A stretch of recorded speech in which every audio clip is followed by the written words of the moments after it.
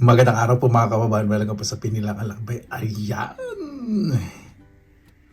Sobrang excited po ako kasi meron po akong in-order sa online ukay-ukay. Mix po siya. Ngayon gusto ko po pakita po sa inyo na iisa-isahin po natin. Sana po may silver. Nag-risk po ako dito. Ito po yung presyo. 18 euro. Ibig sabihin ba ito? Sis, kulot. Ibig sabihin kasama po yung postage fee. So 18 euro po. Ay, naku. Yung sobre tinanggal ko na po. Yung pinalagyan yung package. Ito. Hindi ko po alam brand ito. Pakicheck na lang po Ano pangalan? Ayan. Isum natin ang bagya. Ayan. Hindi po yung basag. May gasgas lang. May gasgas lang po ng bagya. Daniel Wellington. Hindi po masyado expert sa relo. Hindi ko po alam kung magkano po ito. Pero napakaganda. Ayan po. Sa post po niya, papalitan lang daw po ng battery at gumagana po yan. Hindi ko po alam kung ano po presyo po nito Kasama po yan sa 18 euro. Excited na ito. Tumala tayo sa bracelet. Parang hindi silver kasi medyo dark. Natin yung wala siyang mark. Yung sa clasp, sa lock na natin. Excuse me. Ay, ano yun? Ayun. Ayun. Tapunan nyo yun. 9. Hindi. Ito 5 ay basta yun. Parang silver po ito. Parang 900. Oo nga, silver sa kabila. Ay, ito lang yung may tatak. Yun. Yun po silver siya. Nangatog ako pag ganito. Ay, ito 5 ba o 900. Basta silver. Timbangin po natin mamaya. Ayan, ako laki. Sige na po Ay, naku. Word to word pala. Ito pa, may isa.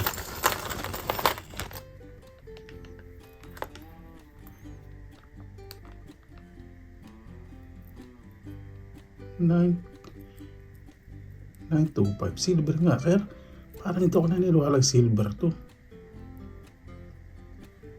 Silver kaya to?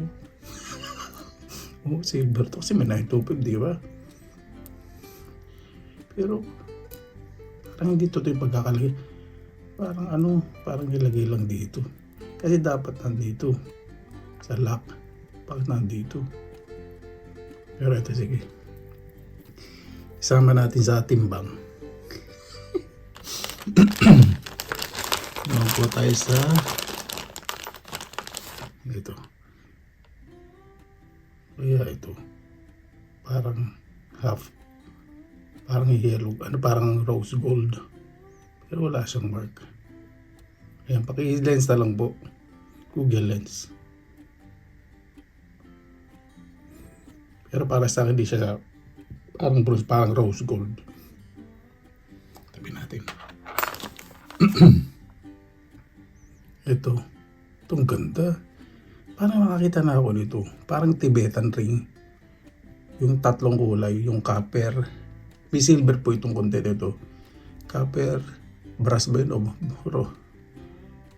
tapos silver yan. Parang ano daw po ito, pampalakas ng energy.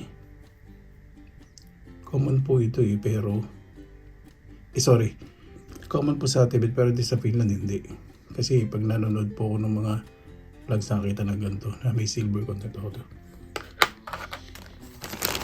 Ito, tingnan natin ito. Ang ganda naman ito.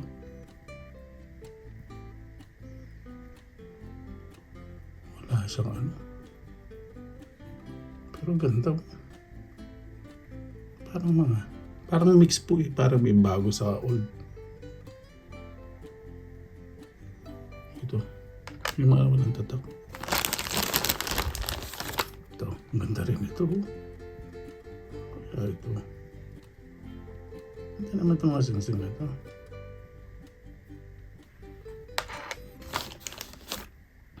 Ito parang nagdadalawang isip ako dito sa isa natin. Kasi first time ko pa nakita na dito lang nakalagay. Di ba dapat po sa lock? Parang kinabit lang to. Parang di. Parang inano lang.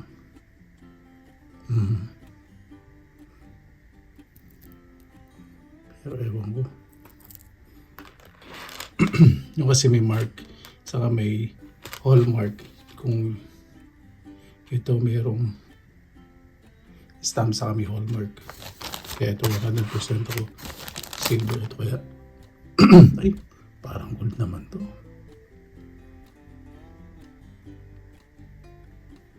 Wala. Ito ba kasi minsan nasa ano yan? Nasa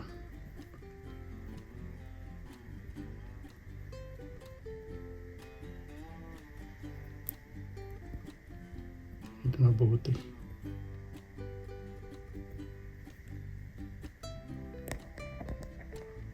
Wala ko nakikita.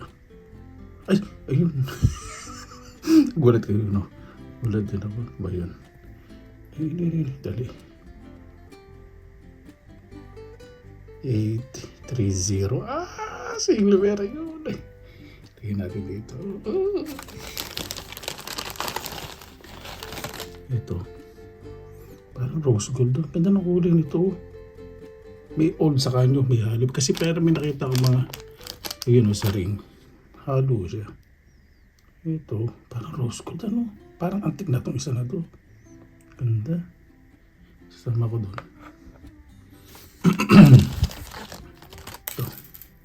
Ito masyado maganda, parang hindi siya silver.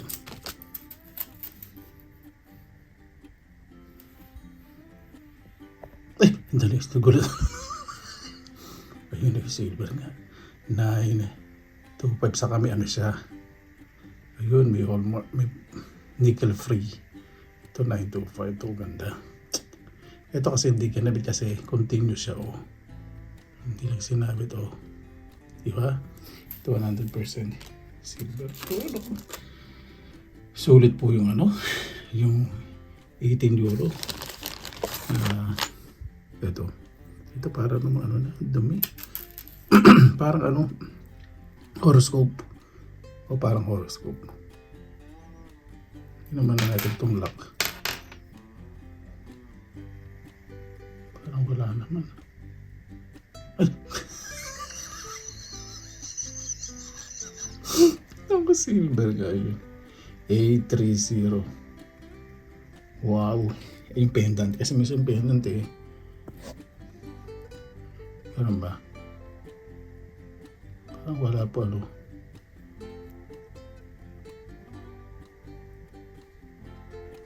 Eh meron lang yun. Silver nga. 3-0 din. Yun. Grabe ang dami silver. Ito. Nulit yung mga parang bagong singsi. Ito parang bago. Pero ang ganda rin itong ano.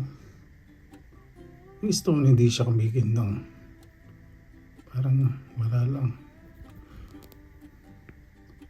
Yung underestimate kasi minsan excuse me walang tatak. Pero diba ganda ng quality. Ito wala. Ito nagagandahan po ako sa design po nito. Peace. Parang hindi siya mumura. No. Dali parang may tatak. May tatak ba? Kaskas lang pala. Wala. Ganda. Yun. Ano ba yun? May gas-gas. Pero ganda niya. No? Ganda na design. Ito yung maganto. Silver. O kaya white gold. Ano ba to? Parang handmade lang. Ito, papatingin ko to. Kasi yung mga handmade po na yan o, makikita po ninyo hindi well polished ito. Handmade po ito. Ganda, may bigat siya.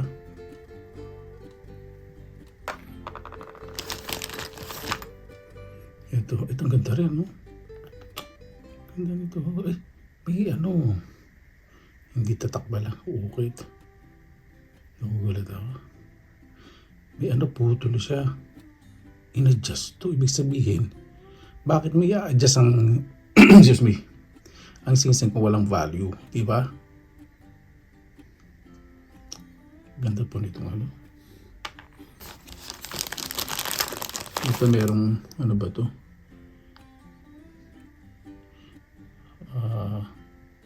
Burucho pin. Wala, nag-tarnish siya, nagagasgas, so hindi siya gold. Pero ang ganda ng stone. Handmade din siya. Ganda. Uli ko na yung parang mga may size. Ano ba sa kaya nang galing to? Baka may nagsaradong tindahan. Ang ganda oh. Kasi mga ganito nakakita ko nabibenta ng 3 euro. Kahit yung mga costume jewelry. Ito medyo mabigat ha. May bato-bato ba? Ano ako kunwari yan?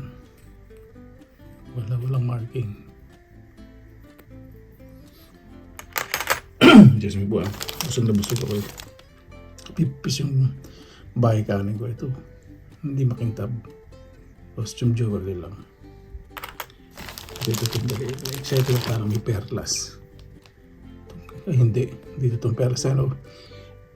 Excuse me. Ito po yung sinasabi ko na pag nagagasgas po ganyan, dito ang perlas. Pero ang ganda ng quality ng pagkakagawa. In fairness. Para siyang bronze. Ito po yung bronze color. Ito po yung parang rose gold. Ayan po. Ayan. Ito yung parang rose gold. Ito bronze. Medyo napapamilyarize na ako sa kuha. Ito may bato. Ganda naman itong mga na-order ko. Ganda na ito.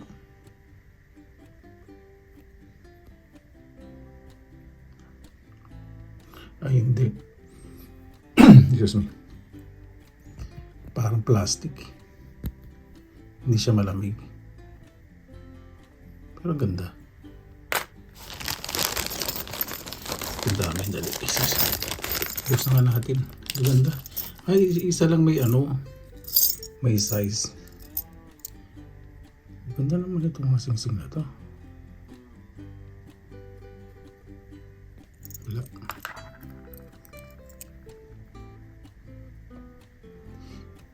Ito parang mass production to. Ito isa na to.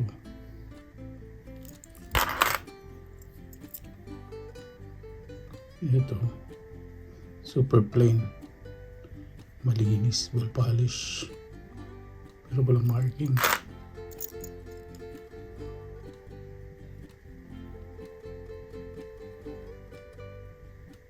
Wala.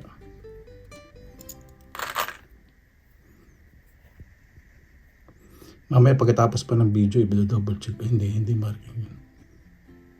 Hindi lang maayos pagkakagawa. Walang kintab.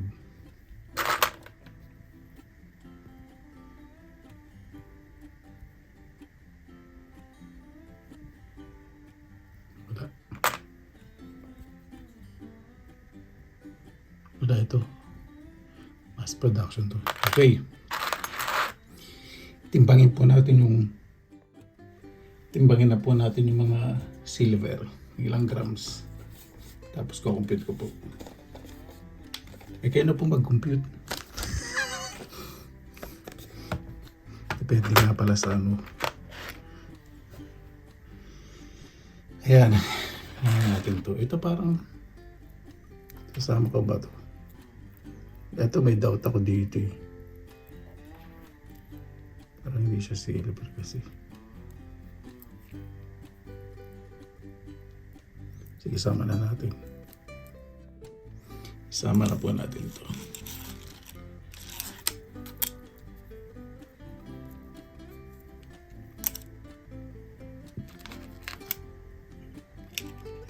Bigat din yung kwintas ha. May higit 9 grams. 15 18. Naku, pumaldo po ako dito. Ayun o. Kasi sa 18 euro po, kung sa 1 euro and 50 cents po, ano na po ito? Pumapaldo na ako ng bigit 30 euro. Ito pa, isa pa. No, grabe. Uli. Isin ko lang po itong isa. Yan po, 20.80.